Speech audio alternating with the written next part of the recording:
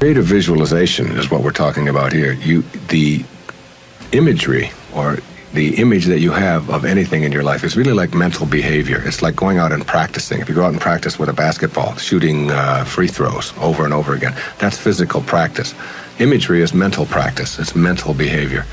When you have an image that you can succeed at something, when you have an image that you can do it rather than that you can't do it, when you get into your car and you have an image that you're going to find a parking place rather than that there'll be no place to park, so you're not looking for no place to park, you will start acting on the image that you have, very much like you will start acting on the practice that you have when you're shooting baskets or when you're hitting a forehand or working on your soup or anything else that you're doing.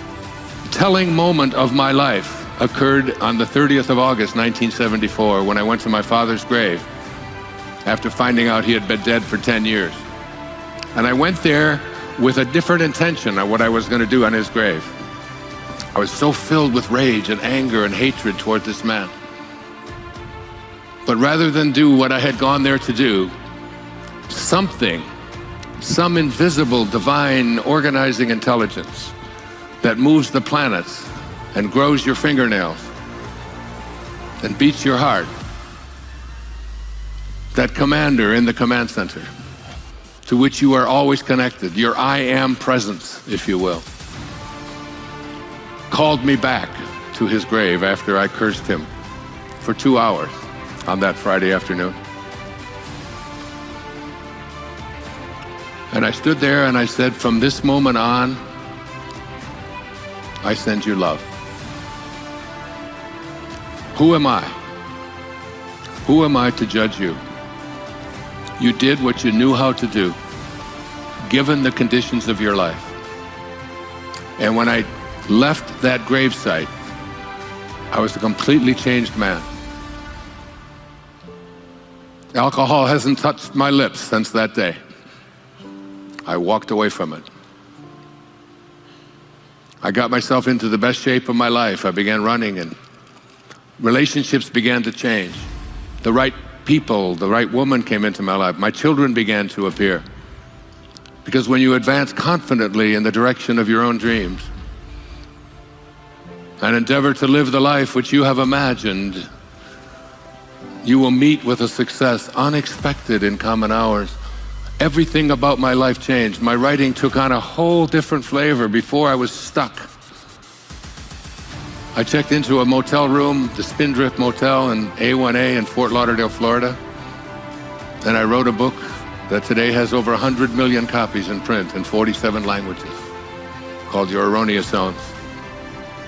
It came because the rage was gone.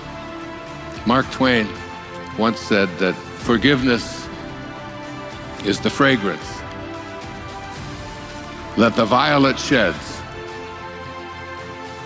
on the heel that has crushed it. That's divine love. My friend Byron Katie says that to believe that you need what you don't have is the definition of insanity. To believe that you need what you don't have, because you're already here, so you've already proven that you don't need it. So to go around believing that I can't be happy, fulfilled, whatever it is, unless I get this stuff that I don't already have, it's a complete and total illusion. It's a thought that isn't even true. There's no truth to it whatsoever. You don't need anything.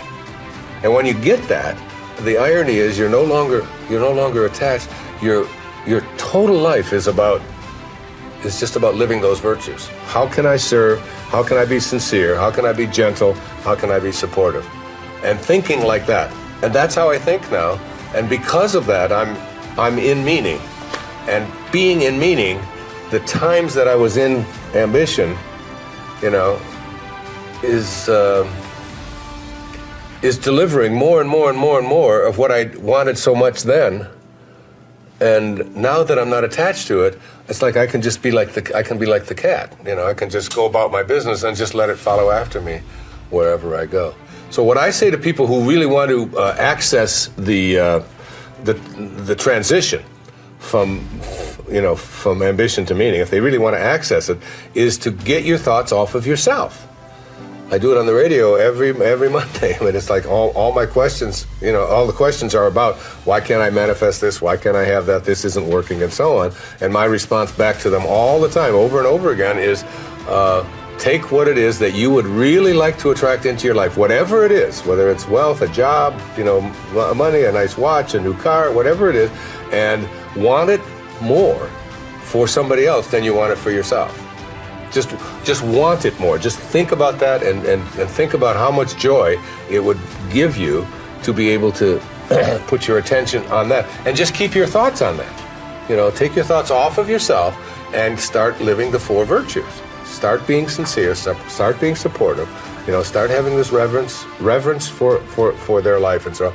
And just shift off of what's in it for me, and how much am I going to get, and why isn't it here fast enough, and why is theirs shinier than mine, and so on. Off of that, and begin to project that, and do that. I don't care whether you're a school teacher. I don't care if you're a dental hygienist, or if you're a carpenter, or whatever it is out there that you are doing. If you can take your attention, if you want the door to open, to meaning, then the only way that door is going to open is if you understand that you have to leave your attachment to this grossly world of the material things and what's in it for me and how much am I getting, and shift your energy, your thoughts onto how may I offer, how may I serve.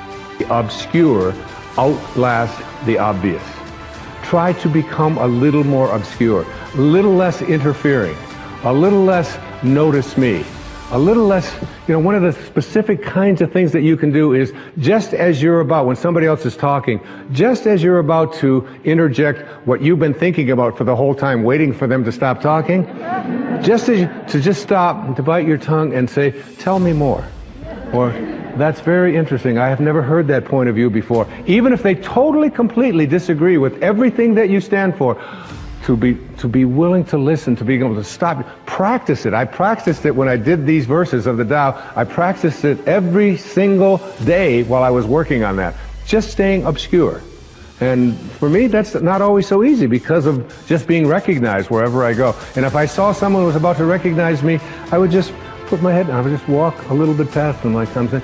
Right now, I just want to be anonymous. Right now, I want to be obscure. Things are possible. And I always ask an audience, what does that leave out?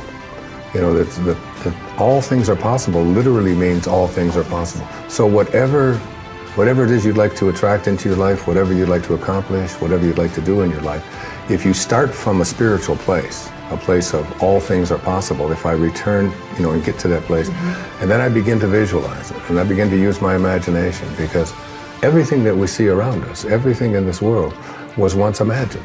Everything, that camera that is there, the clothes that you're wearing, the chairs that we're sitting on, everything once had to be imagined. If you get that, Einstein's famous observation was that, imagination is more important than knowledge. If you can learn how important your imagination is, and that's where your spirit is, in that place, and then once you go to that place, in what it is you'd like to attract into your life, you're coming from a spiritual place, absolutely nothing is impossible.